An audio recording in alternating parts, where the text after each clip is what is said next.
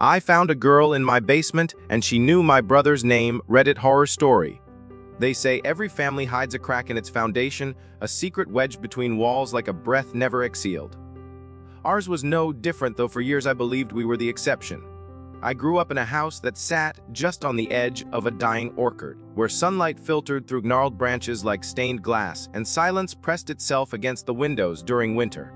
It was the kind of house that looked postcard, perfect on the outside. White paneled walls, a wraparound porch, and wind chimes that always played the same 3 notes. But beneath all that charm, under the floors and through the quiet, something had long been festering. My name is Elara, and I never asked for the truth.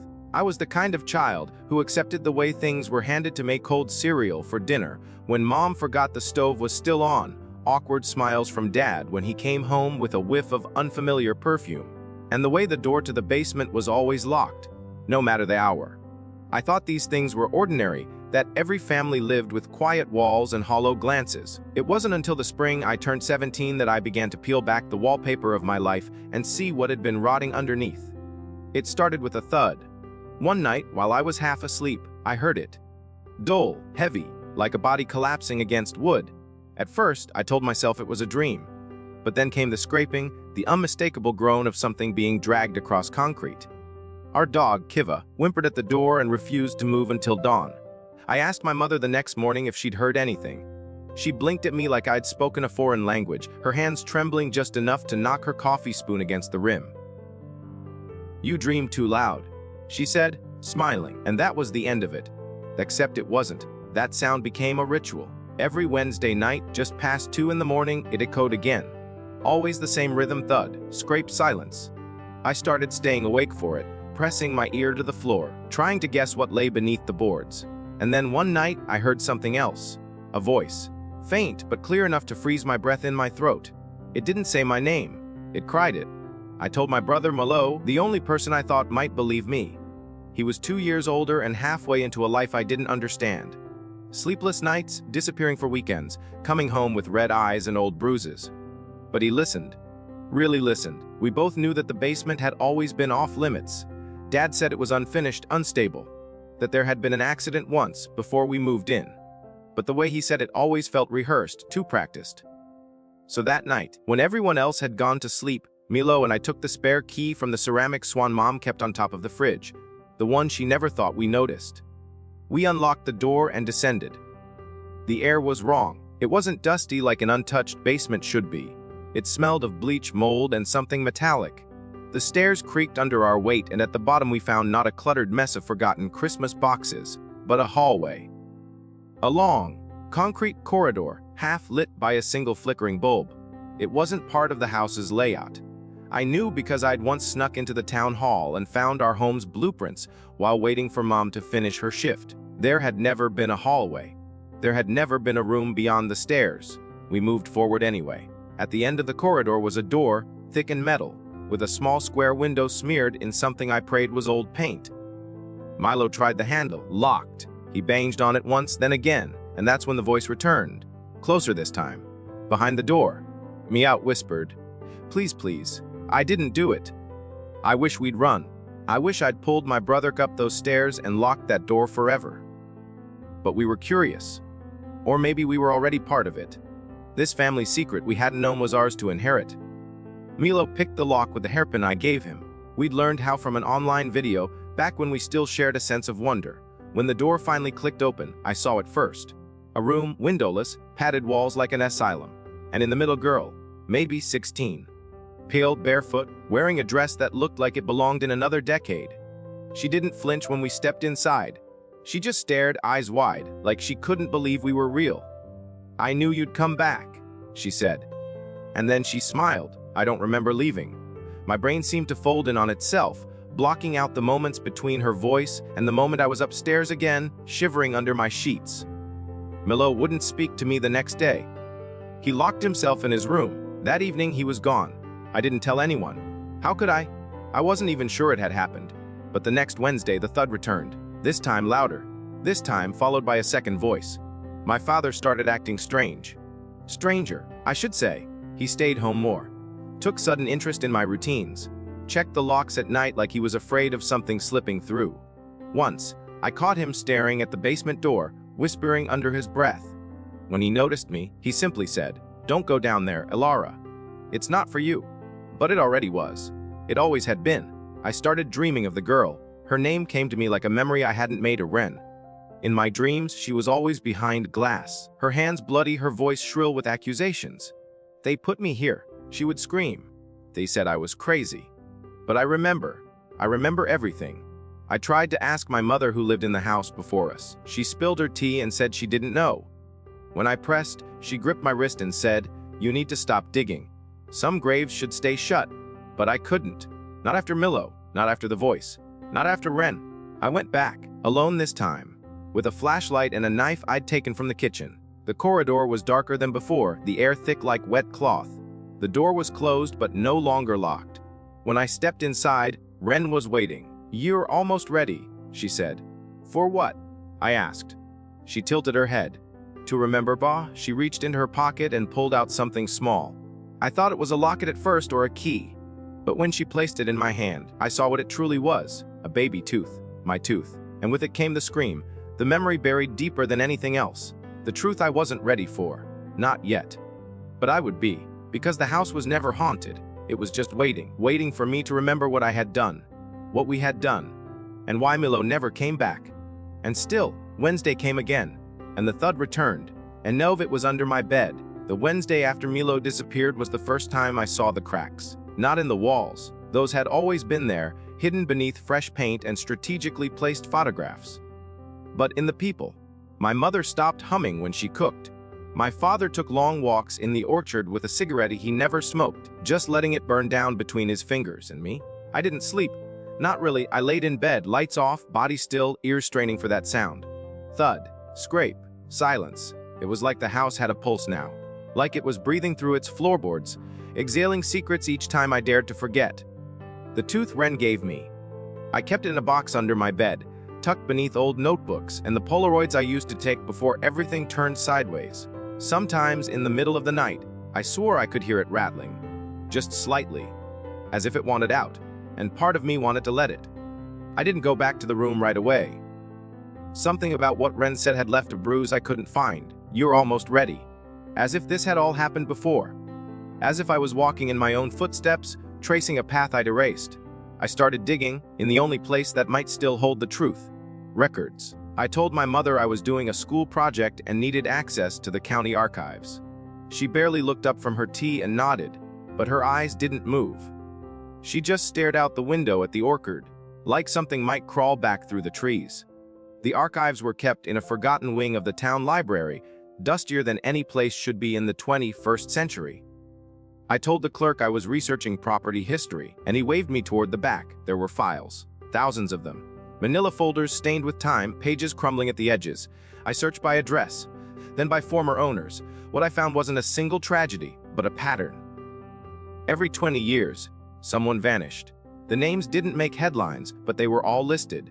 Residents of the house reported missing under strange circumstances, and always in the spring, always within weeks of each other. The year before we moved in, a boy named Jacob Hemsley went missing. No note, no remains, just a pair of shoes on the porch and a door left swinging. The file was thin, the words "presumed runaway" scrawled in red pen at the top. I found Wren's file too. Her full name was Wren Elsie Lark. She'd been committed at 15 to a youth psychiatric facility. Paranoid delusions, hallucinations, violent tendencies. She'd lived in the house with her parents until she was removed for treatment. But something didn't line up. Her admittance form listed a hospital that didn't exist. The signature at the bottom was dated 6 months before her birthday. And then, another file, a missing person report filed years later with a photograph.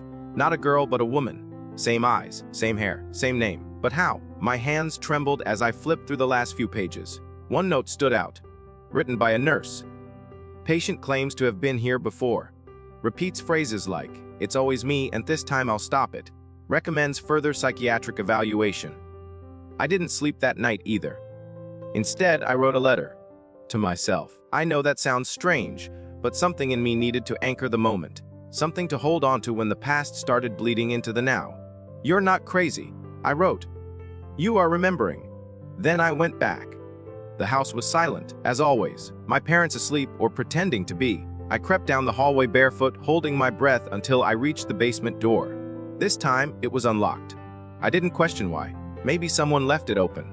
Maybe the house knew I was coming. The corridor felt shorter than before. Or maybe I was walking faster. Wren was there again, but she looked older. Not in years exactly, but in presence. Heavier. She was wearing the same dress, but it hung differently now, like she'd worn it too long. She didn't smile this time. "You found the files," she said. It wasn't a question. "Yes." "Then you know." "Now what?" She stepped forward. Close enough that I could see the faint scars along her wrists, like fine embroidery. This isn't your first time here." I wanted to laugh, scream, something, but I just stood there numb. "This house doesn't forget," she whispered, "but it makes you forget. Every time, every sprinkle, someone disappears, and the rest of you forget it ever happened. That's not possible, isn't it? Think about it. What's the last photo you have of Milo?" I blinked. Then nothing. I couldn't remember his voice. Not clearly. Just the idea of him. His room upstairs was empty now. Not just of him, but of everything. No clothes, no posters, no smell of aftershave, as if he had never lived here. I ran up from the basement, heart sprinting. I threw open his door. Empty. Clean. Not just cleaned, sterilized. My mother found me there an hour later. She didn't ask what I was doing. She just sat on the floor and stared at the wall. "He was never supposed to come back here," she said. Her voice was quiet. Uncertain. "He broke the pattern." "What are you talking about?" Her eyes met mine. "I loved him." "I did. But love doesn't save you from the house." I didn't know what to say. There was nothing to say. That night, I packed a bag. Not to run, but to be ready. I started filming myself, too. Small clips. Proof. Evidence. Because if what Wren said was true, and the house could erase, I needed something real. Something that couldn't be taken. I kept the camera by my bed, and that's when it started again. Not the thud. Something worse. Voices. Whispering everywhere. Coming through the vents, through the cracks in the walls, sometimes from under my pillow. I'd wake up with dirt on my feet, scratches on my hands. Once, I found a photo of myself. One I didn't take, slipped under my door. In it, I was sleeping. The timestamp was from the night before, and the angle, from inside the closet. I confronted my parents the next morning, showed them the photo, asked them point blank what was going on. My father didn't answer. He just stood up and walked out the front door. My mother started crying, not gentle tears, heaving sobs. I tried to stop it. She whispered between breaths. I told him we shouldn't come back, but he said it would be different. That if we brought you, it might break the loop. What loop? She stared at me like I was a ghost. We've lived this life before, Elara. Again and again, and we always forget, until one of us doesn't. But the floor beneath us creaked. The lights flickered. And I understood. The house was waking up again. That night, I found the camera smashed. Not just dropped, destroyed. The memory card melted, my bag gone, and on my pillow a note. Stop trying to remember, or we'll help you forget. Bah, it wasn't my parents' handwriting. It wasn't even human. I started locking my door. Not that it helped. Things still moved. My books rearranged themselves. My toothbrush was wet even when I hadn't used it. I started losing time. Entire hours vanishing. I'd find myself in the orchard with dirt on my knees and no memory of how I got there. I wrote everything down. Every whisper, every dream, and I noticed something terrifying. Each entry I wrote in the journal, by the next day the ink would fade. Slowly, until it vanished completely. Just like Milo. Just like me. I'm writing this now on the last page of a new notebook hidden in the crawl space behind my closet wall. I don't know how long I have before the words disappear. But if you're reading this, if anyone ever does, please know the house is not haunted. It's alive. It feeds on memory, on time, on family, and it always begins again in spring. The thud is louder now, closer. It no longer waits for Wednesdays. It follows me during the day. In mirrors, reflections I don't remember making. The girl I see staring back sometimes smiles when I don't. I think she's Wren. Or maybe she's me. Or maybe we're both just echoes of someone who lived here once and never left. But I'll fight it. I'll remember. Even if it kills me. I used to think memory was linear. One event leading to another like dominoes in motion. But now I understand memory is circular. It loops. Fragments. Distorts. It rewrites itself quietly, like a thief rearranging your furniture at night. You wake up thinking nothing's changed until you reach for the light switch and find the walls no longer there. That's what life had become inside our house. A waking sleepwalk. And each time I blinked, something else slipped away. I started writing on my skin. Not just notes, but reminders. I etched tiny symbols along my wrist in ink, stars, arrows, letters, a code only I understood, because the journals were fading now, faster than before. The ink dissolved before my eyes like it was allergic to the truth.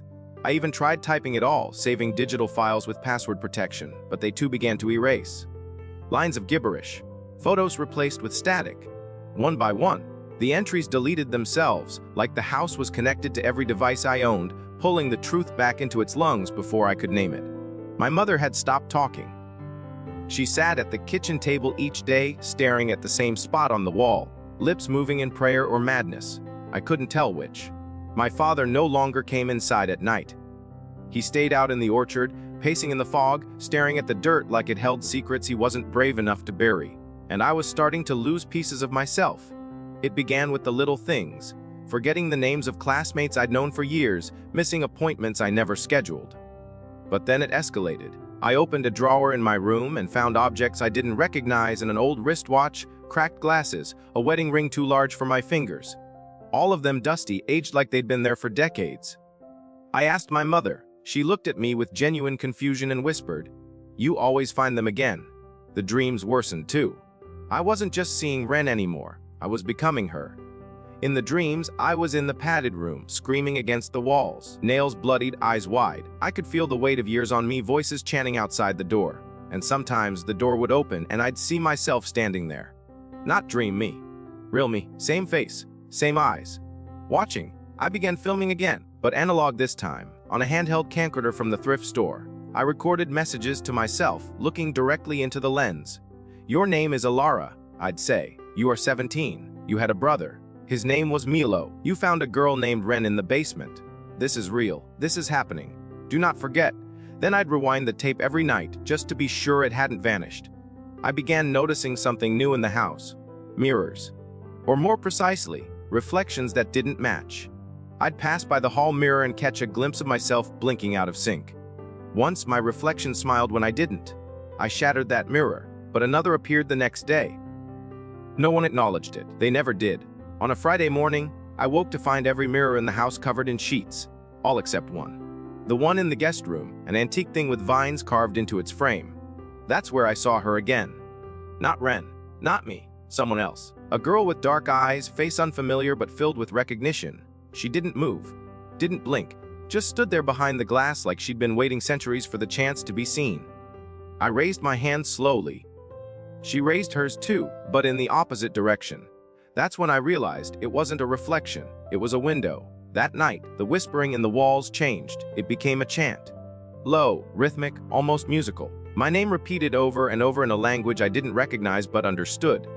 It echoed through the vents, bounced beneath the floorboards, curled inside my ears until I screamed and covered them. My mother didn't react. My father was gone again. The dog wouldn't stop scratching at the basement door. I knew what I had to do. I went back to Wren. The corridor hadn't changed. It never had. She was pacing now, anxious, her dress stained at the hem. She didn't look surprised to see me. "It's getting closer," she said without looking up. "This time it's faster." "What is?" She stopped and finally met my gaze. "The reset?" I swallowed. "What happens if it resets again?" "You forget. Again, and this time you won't come back. This time it takes you." She walked toward the far wall and placed her hand against it. Click echoed. A seam opened, another door, hidden so seamlessly I would have missed it. She looked at me one last time. "I can't go beyond this point," she whispered. "But you can." "What's behind it?" "Your beginning." The door opened on its own. What I found was not a room, it was a replica of my house. Every detail, every floorboard, but distorted, colors slightly off, shadows longer than they should be, and no windows. It was like walking into a photograph of your home developed in the wrong chemicals. Then I heard it, louder, not cruel, childlike. I followed it, room to room. And in the living room of this false house, I saw them, children, a boy and a girl, maybe 7 or 8, playing with blocks. Laughing. One of them looked like Milo, and the girl, she looked like me. My breath caught in my throat. The boy turned to me and smiled. "You came back late this time," he said. The girl didn't look up, just kept stacking her blocks into a tower. She whispered under her breath, over and over, "Don't let them take him. Don't let them take him." I stepped closer. "Who are you?" But I already knew. I was watching a memory, a buried one. The room trembled, the tower of blocks fell, the boy screamed. The walls cracked, and just like that, everything dissolved. I was back in the corridor. Wren stood over me, tears in her eyes. "Thee erased that one. They've been erasing all of them. The children. Versions of us. Lives we've lived, each one ends the same. Someone disappears, someone forgets. Over and over. Bah, I stood up, the weight of understanding pressing down on my chest. But why? I asked. She hesitated. Because the house needs it. It feeds on us. Nope. Her voice was firmer now. It is us. And I understood then. The house wasn't haunted. It wasn't even a house. It was a trap, a closed loop of memory and time, stitched together by loss, a place created, maybe by grief, maybe by guilt, but kept alive by repetition. We weren't living in a home. We were living in a prison made of our own minds. And the scariest part, every time it reset, it improved, became more convincing, more real, until even the cracks disappeared. I don't know how long I've been here anymore. Days feel like minutes. Years feel like dreams. Wren's begun to fade. I think she's near the end of her cycle. Soon, she'll vanish again. Maybe I will too. But before I do, I'm writing it all, carving it into the walls, filming on reels they can't erase. I don't know if it'll survive the reset, but maybe something will slip through. Because today, I found something new. A letter slipped under my door, not from the house, not from my parents, from me. The handwriting was mine, but older, sharper.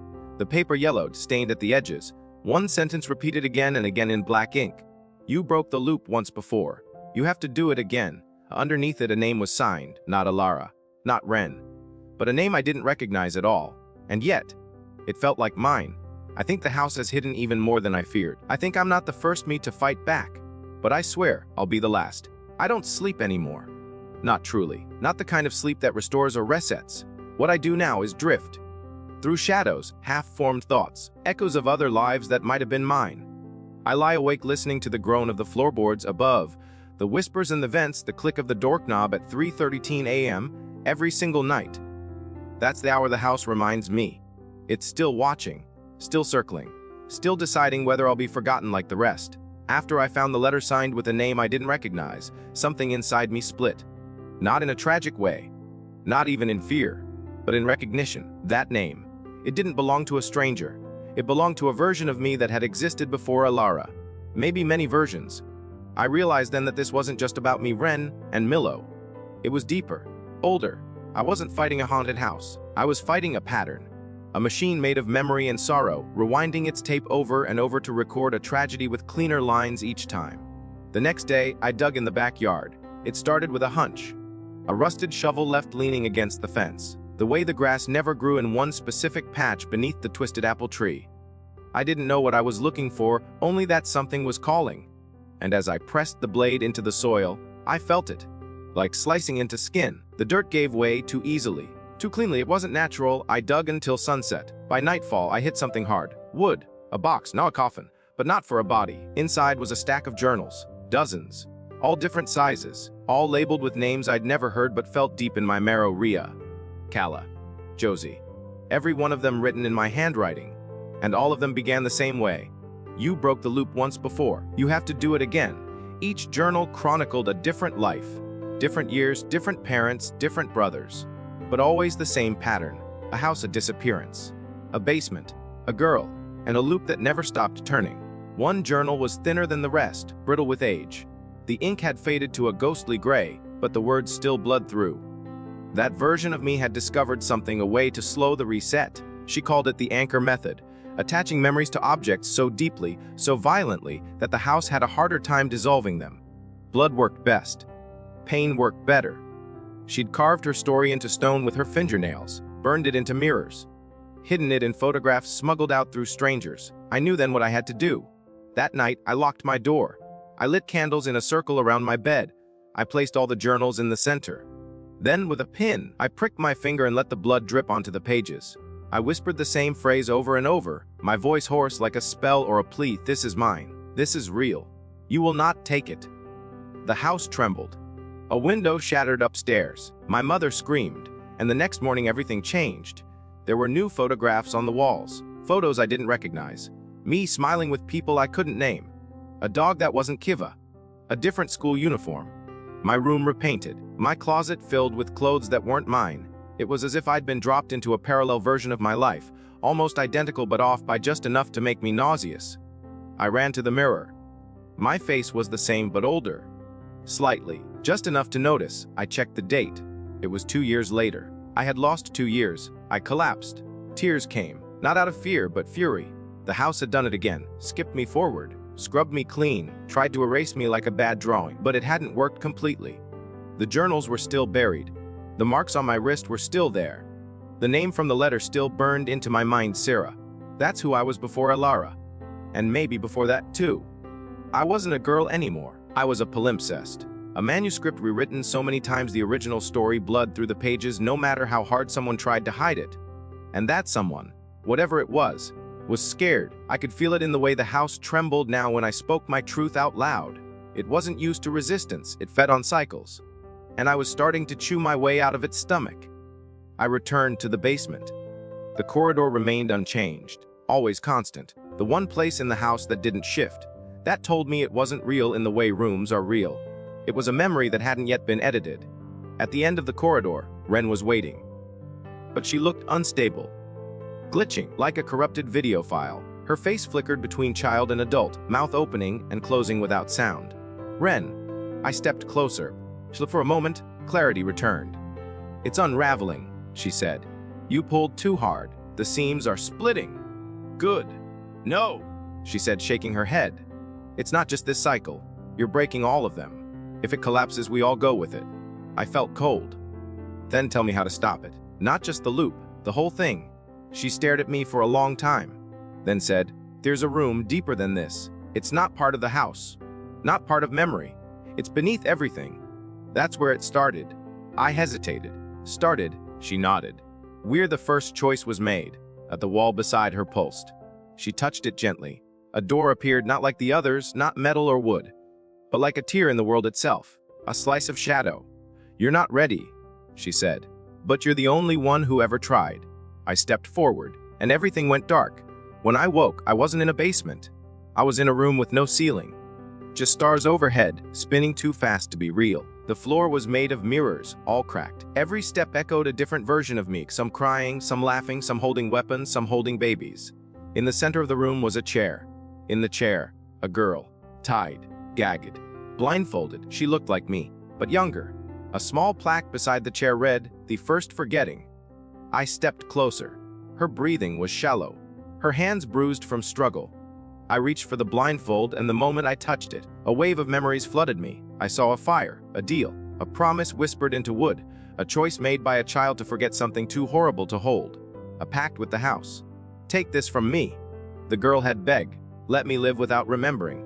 And the house had answered, it had obeyed. But with obedience came hunger. The first forgetting became many. The house learned to feed, each trauma became a cycle. Each secret became a room. The girl in the chair was the seed, the root of all of it, and I was her. Not just Elara, not just Sira. I was the origin. I fell to my knees, breath shallow. The room around me cracked like ice. The mirrors shattered. The stars blinked out, and in the final moment, I understood to break the loop. I had to forgive the girl who made it. I reached out and untied her. She didn't speak. She just opened her eyes, my eyes, and whispered, "Thank you." And the house began to collapse. The collapse was not what I expected. There were no flames, no screaming, no trembling earth. It wasn't destruction. It was disintegration, like watching paper turn to ash without fire. One moment, I was kneeling beside the girl in the chair, the origin of everything. And the next, the stars above flickered out one by one, each blink snuffing out a piece of the memory machine we had lived inside. The mirrors underfoot melted into shadow, taking with them every reflection, every version of myself I had ever seen, worn, or almost become. The girl, my first self-diff, didn't vanish. She folded, like a page being turned backward. A gentle inhale, a blink, and then she was gone. And in that vacuum, I felt something slip free. Me, not Elara, not Sarah, not Wren or Rhea or Josie or any of the other names scratched across the crumbling journals buried beneath the orchard. For the first time, I felt unscripted, unnamed. Whole, but the house wasn't finished. Even as it unraveled, it resisted. Pieces of it clung to me like wet cobwebs. Hallways blinked in and out of existence as I stumbled upward through the dark. Doors snapped open, then sealed shut with a sound like bone cracking. The wallpaper blood. The ceiling pulsed. Portraits melted into the drywall, their faces twisted in agony, mouths opening and closing in loops of silent warning. I didn't stop. I couldn't. Something inside me pulsed louder than the house's dying heartbeat. I had to reach the surface. Had to see if anything remained. Had to see if Milo was still alive. I don't know how I found the stairs. They weren't where they had always been. The corridor twisted now, a strip of memory and grief that led me through rooms I hadn't known existed. Ones built from forgotten moments, a broken arm I never remembered breaking, a birthday party where the cake was never cut, a nursery that smelled like powdered milk and tears. The deeper I went, the more I began to understand. The house had never been a place. It had always been a mind, a broken one, mine. At the top of the final staircase, I saw the front door. I ran. The lock turned like it had been waiting, and I burst into daylight, except it wasn't day. Not exactly. It was twilight, a purgatory sun hovering low in a colorless sky. The orchard stretched out in every direction. More trees than there should have been, all identical, gnarled like twisted hands clawing upward. The air smelled of rot and rain, and the house behind me, it was gone. Not destroyed. Not burned. Simply burned. Missing. In its place stood the shell of it. Framework, beams. Nails still warm with memory. The windows were hollow. The walls were translucent, like skin stretched too thin. I turned in circles, expecting it to rebuild around me, to pull me back in, but didn't. I had done something. I had broken the cycle. Then I heard the voice. Elara. I froze. Turned and there he was. Milo. He looked older. Tired. But real, so real it hurt. His eyes met mine, and he flinched like he'd seen a ghost. Elara, it is you. I ran to him, touched his face. He was warm, solid, breathing. Milo, He pulled me into a hug, tight and shaking. I thought I was the only one, he whispered. I thought it killed everyone else. I stepped back. You remember? He nodded. Not at first. I woke up in a different version of the house. No one knew who I was. There were new parents, a new name, but I found pieces, scraps, one of your journals. I felt a sob tear through me. Relief, guilt, awe. But if you escaped, he said slowly, then why are we still here? The orchard darkened. A wind pushed through the trees, too strong, too sudden. And we heard it, the thud, not below, but behind us. We turned as one. The house was reassembling itself, not in the way it had existed before, not in wood and concrete, but in flesh. Walls formed from skin, doors from rib cages, eyes blinking from behind curtain seams. The house was alive again, and it was angry. We broke the loop, I said. But not the heart. Milo nodded grimly. We only freed ourselves, not everyone. I knew what he meant. All the versions of us, all the people who had been consumed by this place, trapped in echoing halls of forgotten grief. They were still inside, and the house wanted them back. It lunged. The ground split open. We ran, but not away. Toward it, through the splintering porch, past the bleeding walls into the beating core of the thing. Inside, the rooms pulsed with trapped screams. Names etched into floorboards writhed like worms. Photographs on the wall blinked, whispered, reached. I saw a version of myself being dragged down a hallway. Milo saw his own face staring at him from a window. We kept going, deeper, into the furnace of memory, until we found the room. The true room. Not the padded one where Wren had lived, not the mirrored one beneath, but the center, the heart. A vast, circular chamber with no ceiling and no floor, just sky above and below, like standing on a thread between two eternities. In the center floated a mass. Pulsing, groaning, made of every memory the house had stolen. Glimpses of children, screams of mothers, fathers in basements, journals aflame. Lives stolen and repeated like verses in a cursed hymn. I stepped forward. The mass turned toward me. No eyes, just awareness. Elara, it hissed. Sarah, Wren, Josie, Rhea, which name do you want this time? I don't want any, I said. I reached into my pocket, the baby tooth. The one Wren had given me long ago. The first memory, I threw it into the mass. It screamed, because that was the anchor. That was the beginning. The house had used it to bind the loop, and now I gave it back. Light poured from the wound, a sound like thunder underwater. And then, silence. Everything fell away. When I woke, I was lying in a field, blue sky above, real birds, real wind. No orchard, no house, just grass. Milo lay beside me, blinking at the clouds. We sat in silence for a long time. No whispers, no wisp peace. And yet, in the distance, at the edge of the field, something glimmered. Like glass, like a mirror. Waiting. We should have walked away. We should have run until the field turned into forest, until the mirror's shimmer was just a memory, until the wind no longer whispered in voices we almost recognized. But we didn't.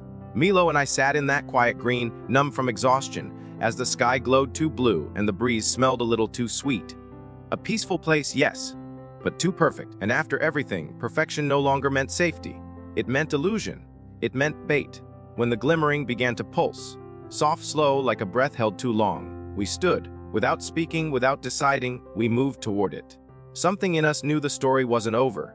We had broken the house, shattered its architecture of memory and pain, but you can't destroy a wound by ripping off the scab. You have to clean the infection, and we had never asked the one question that mattered most: why had it started in the first place? As we neared the mirror, it grew. Taller, blooming out of the grass like glass forged from the ground itself. It wasn't freestanding. There was no frame. It simply hovered upright, humming. The reflection was accurate. Milo and I, side by side, faces pale, clothes torn, eyes ancient. But behind us in the glass was no field. Behind us was the house. Still standing. Still pulsing. But this one was different. It looked older. Crumbling. Windows boarded, porch collapsed, ivy strangling its sides. And yet light burned from within. Not warm. Sickly. Like fire without heat. It wasn't the house we'd known. It was the original, the prototype. "I think it's showing us what came before," Milo said. "No," I whispered. "I think it's inviting us back." The mirror began to ripple, like water. Like it wanted us to step through. I don't know why we did. Maybe because survivors always look for reasons. Maybe because we weren't done surviving. Or maybe because some truths dig so deep they pull you back by the root. We stepped in. It wasn't like falling. It was like remembering. Instantly, the air turned thick. The grass vanished. We were inside again. Not inside the house as it had been, but in a version before it was ever ours. Before Elara. Before Milo. Before all the names in the journals. The wallpaper was peeled back in places, revealing etchings on the wood beneath. Symbols, scripts, scratches made in desperation. There were no photos on the walls, only nails where they'd once hung. The furniture was sparse, covered in sheets stained yellow with time. The floor creaked underfoot like it remembered how to scream. We were in the first loop, before the forgetting, before the rules. And it was empty, until it wasn't. In the living room stood a man. Tall, motionless, his back to us. He turned slowly, like he had been waiting decades for someone to arrive. "Do you know me?" he asked. His voice was not unkind. Milo shook his head, but I stared, and in his eyes, I saw mine. He was our father. Not the version who paced the orchard, not the one who watched windows crack with secrets. This one was younger, sharper, a man on the cusp of unraveling, and in his eyes guilt. "You made the house," I said, the words surprising even me. "I did," he nodded. "Why?" He looked down at his hands. They trembled. "Because I needed to forget," he whispered. "And I was afraid I'd change my mind." He moved aside, revealing a bundle on the floor. A child, no more than 5 years old, eyes closed, skin pale, not asleep, dead. A daughter, his daughter. "She died in this room," he said. "She slipped down the stairs. I wasn't there. I never was. And her mother, she didn't forgive me." He swallowed. "I built this place with the help of something I didn't understand. Something that feeds. I told it to take the pain. To build a home where I could live without it. But it couldn't just erase her. It needed to replace her." He looked at me. At us. "You were supposed to be echoes. Nothing more. Each of you a sketch of the one I lost. But you grew. Became renown. You've broken it." I stepped forward. "Then help us finish it." He smiled, bitter and hollow. "I can't. I'm just the blueprint. A memory of a man who asked for too much. You have to choose." He pointed to the child on the floor. She was the first. Her name was Lark. The name hit me like lightning. Wren. Lark. Birds. "I've seen her," I said. "In dreams. In the mirrors. She wants to rest," he whispered. "But you have to give her permission. All this. The loops, the lives. It's been her grief too. She didn't want to be replaced. She wanted to be remembered." He began to fade. "Let her go," he said, and then he was gone. Milo dropped to his knees beside the child. She looked peaceful now. Smaller than I expected. I reached into my pocket. The tooth was gone, but in its place of a feather, white, weightless. I placed it on her chest. The room darkened. The house exhaled, and the floor began to vanish. This time we didn't run, we stood, together, and watched as the house caved in on itself, not with violence, but with relief, like it had been waiting too. Every room folded into the next. Every wall collapsed inward. The light flickered one last time. Then silence. Real, total silence. When we opened our eyes again, we were in a hospital. A nurse screamed when she saw us. Doctors rushed. Lights blurred. Words spilled. We were covered in dirt, malnourished, but breathing. They asked us where we'd been. What had happened? Neither of us answered, because how do you explain a lifetime spent in a house that no longer exists? We were listed as missing for nearly 2 years. Our parents didn't come. They never existed in this version. There was no record of them. No family home on Orchard Lane, just a collapsed lot overgrown with weeds. We were placed with a guardian, a woman who said she remembered us from long ago. A teacher maybe, or an aunt. She had tears in her eyes when she said, "You're safe now." And for the first time, I believed it. Milo and I never talked about the house again, not in words. But sometimes I see him glance at reflective surfaces with suspicion. Sometimes I catch myself counting the seconds after a floor creaks. We don't own mirrors. We don't speak our old names. But we remember. Not in sorrow. Not in fear. Just in truth. Because what we lived through wasn't a dream. It wasn't fiction. It was grief, built brick by brick. And in breaking it, we didn't just free ourselves. We freed her. But every now and then, when the moon is full and the wind sounds too much like a whisper, I think I hear her laugh. Not sad. Not angry. Just free. And I smile, because I know she remembers us too. Enjoyed the video? Give it a thumbs up, subscribe to the channel, and tap the bell so you never miss an update.